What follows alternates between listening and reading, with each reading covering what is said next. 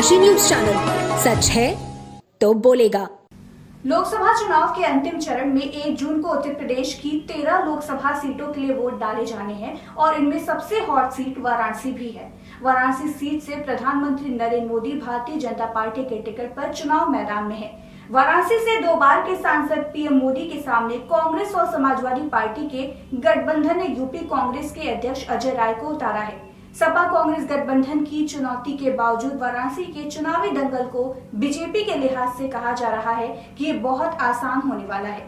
इन सबके बीच अब चुनाव प्रचार के अंतिम चरण में बीजेपी ने वाराणसी में पूरी ताकत झोंक दी है। उन्होंने कहा कि मोदी की अगुवाई में विकसित देश का संकल्प भारत की ओर चल चुका है।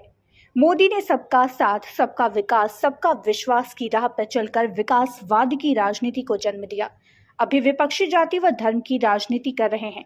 उन्होंने कहा कि कोरोना की मार यूक्रेन युद्ध के पश्चात सारे देशों की अर्थव्यवस्था डगमगा गई, मगर विपरीत परिस्थितियों में भी भारत 11वें स्थान से छलांग लगाकर 5वें नंबर की सबसे बड़ी अर्थव्यवस्था बन गया है। मोदी जी की तीसरी बार सरकार बनते ही हम 3 साल के अंदर दुनिया की तीसरी अर्थव्यवस्था में होंगे।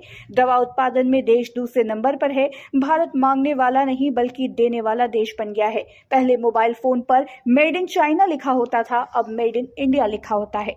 पढ़ा लिखा अनपढ़ सपा नेता अखिलेश यादव पर तंज कसते हुए कहा कि वो कहता था कि देश डिजिटल क्या करेगा, मगर अब सब्जी वाला भी डिजिटल पेमेंट लेता है।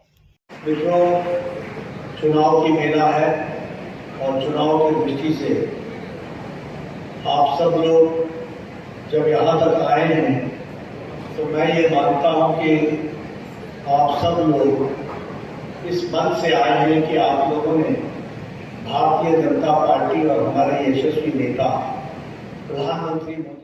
पूर्वांचल की खबरों से जुड़े रहने के लिए आज ही सब्सक्राइब करें हमारा YouTube चैनल डनकाशी और हाँ, लेटेस्ट अपडेट्स के लिए बेल आइकन को प्रेस करना ना भूलें। और आपके पास है कोई जानकारी या है कोई सूचना तो हमारे दिए गए नंबर पर आप हमसे संपर्क कर सकते हैं।